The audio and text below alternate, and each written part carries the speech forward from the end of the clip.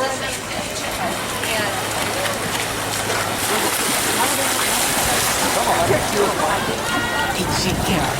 it get sound? Hey, no, left, right. Next time, left, right.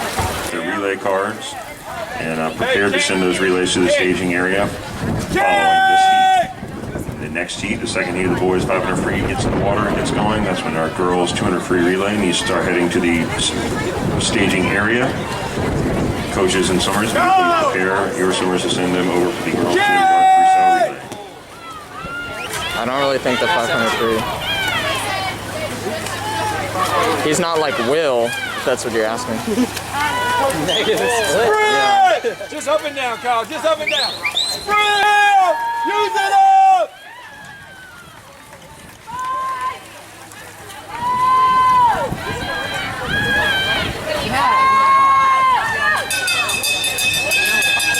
He's going pretty fast. No, Rowan's counting for I'm counting for greatness. Down! Yeah! 5 more! 6 more! Last time. We're singing so far.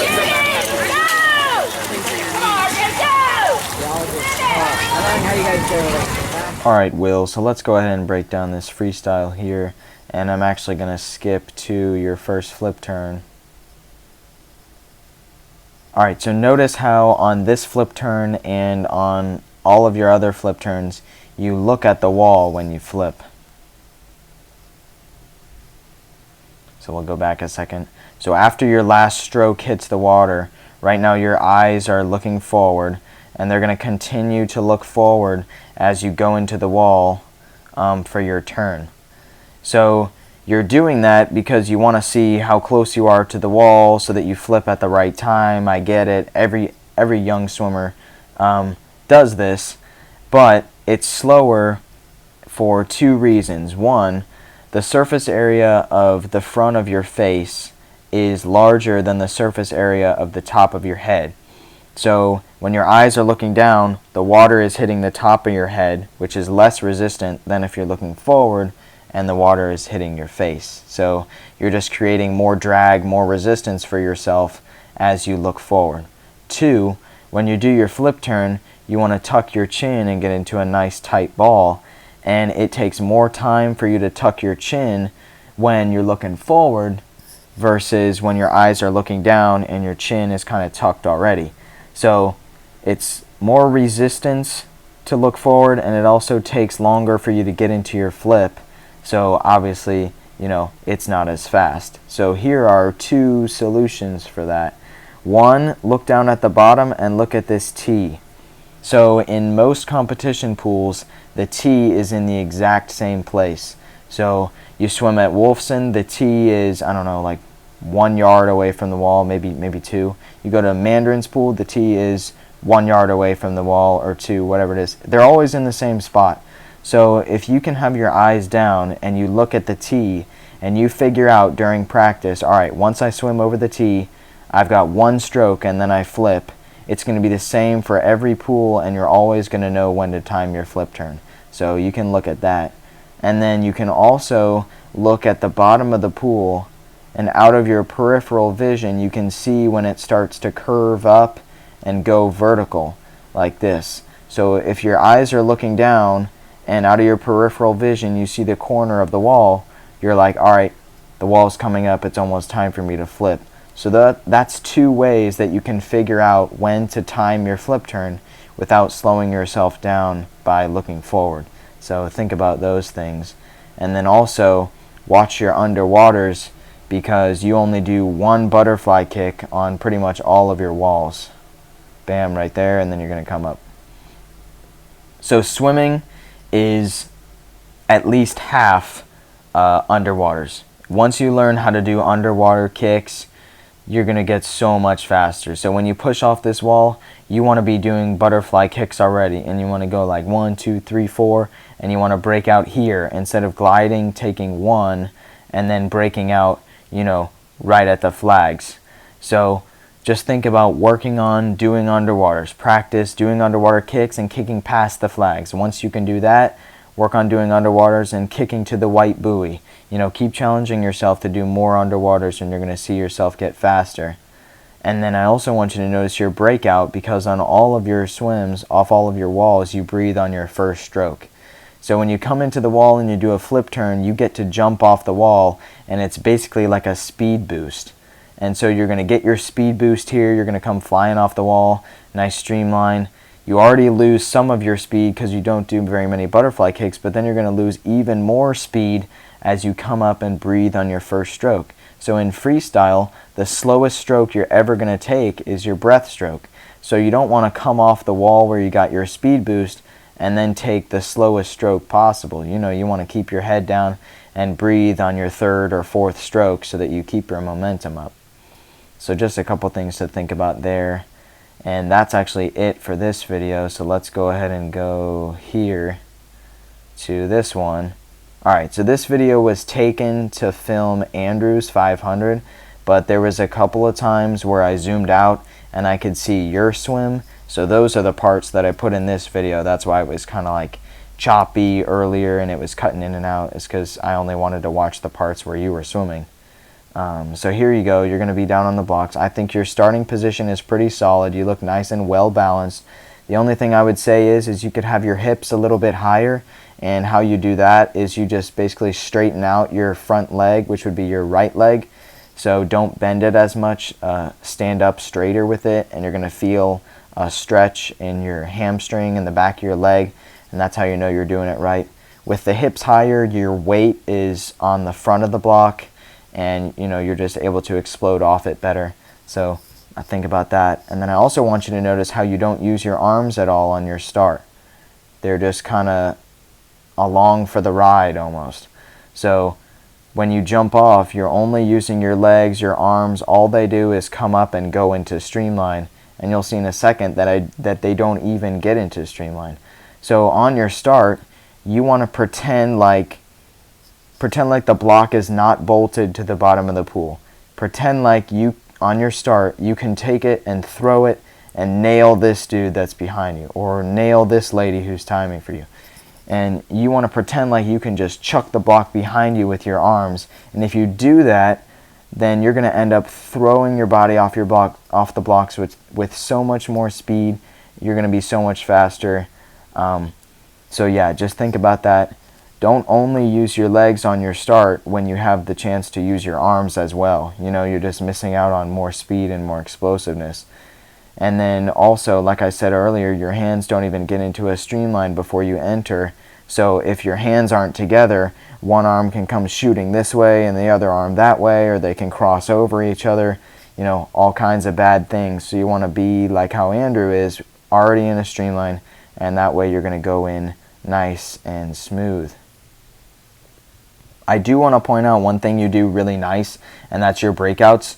So your first stroke is with your right arm, but what you do is you keep your left arm right here in what we call a half streamline. So normally you streamline with both arms over your head. Well, as you break out with your right arm, your left arm is still nice and straight, squeezed up against your ear. So it's basically doing a streamline by itself, which is awesome. Many advanced swimmers don't even do that. So well done there. It's just going to help you break out nice and smooth and really fast. So definitely keep that up. That was really good. And then watch the underwaters here. So you only do one kick, and then again you come up and you breathe on your first stroke off the wall. And you're going to see that you do that on every single turn pretty consistently. Alright, so now we're going to take a look at your flip turn on this wall.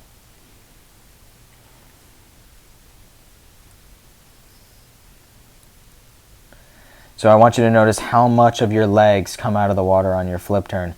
So your feet are coming way out of the water here, and we're going to see in a second that your knee is actually out of the water. There's your knee. So, you know, you've got more than half of your leg is out of the water on your flip, and you'll notice that Andrew does the same thing. So his legs come up and you can see his knees go in the air. So you guys both have your legs when you flip at like a 90-degree angle, and the water is coming like right here, And so you've got all this part of your leg sticking out of the water, which is not what you want.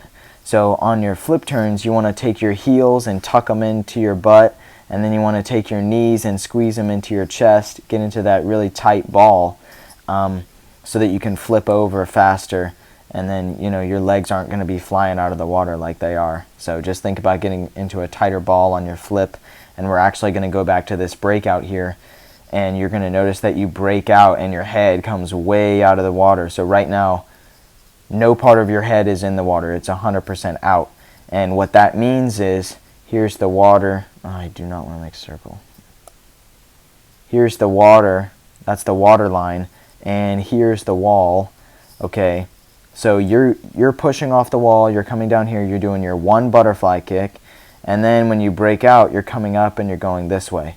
And you don't want to do that because you don't swim vertically. You swim horizontally. So when you go under the water, you want to go under, do multiple butterfly kicks like I already said, and then when you come up to the surface, you want to level off and break out this way. So don't come up and break out vertically, break out horizontally, so that you can, again, keep your speed. And then we're going to skip to this next clip. Alright, so this is something that is going to be very challenging for you to fix. But if you learn how to do it, your stroke's just going to improve so much. So on your breath, you tend to lift your head before you breathe. So before you turn to the side and get your air, you lift your head out of the water. So you're doing two things. You're coming up and then looking to the side instead of just looking to the side. So fix that. And then what that's going to do is that causes the stroke that's occurring during your breath to swing over this way and actually cross over to the other side of your body. And I'll explain this more in a second. But see how it enters the water going this way instead of forward? And that's partially because you lift your head on the breath. So this stroke right here is not a breath stroke. You're not breathing, and you're going to notice that it comes in and it's coming in nice and straight going this way. Alright, but then that arm is good as well, and then this arm I think is a breath stroke. Yes, it is. And you're going to notice that it comes in and it comes in sideways at an angle like that. So we're going to wait till you get a little bit closer, but you're going to see that this causes you to pull under your body in a way that's not very good. So let's get a little closer. Alright, so there it is. You took a breath and your arm swings to the side. So now let's look underwater very carefully. So right now, the arm that just took the stroke is down and it's pulling like this. So your hand is all the way out here. And then this arm is obviously up in the air like that. And you don't want that. So let's draw another picture. Here's the water. Here is your head. Okay, just like this. And I want you to pretend like we're looking at this swimmer from the point of view of the wall. Okay, so you've got the lane lines, this is one lane line here, this is one lane line here, and they're going this way. And then you are swimming straight towards me. When your arms go underwater, you don't want them to pass this imaginary midline that's right under your head. So if your one arm is in the air like this, okay, then your other arm should be pulling the water like that. And then what you're doing right now, you can see your arm is up here, but your other arm is coming all the way across this midline just like that, which is something you don't want to do because your hand ends up here, it's across the midline, and what that does is it's going to cause your body to rotate at the shoulders, and so you're going to end up spinning and kind of going sideways, swimming in this kind of S shape, which obviously the fastest way from point A to point B is a straight line, so you don't want to swim in an S.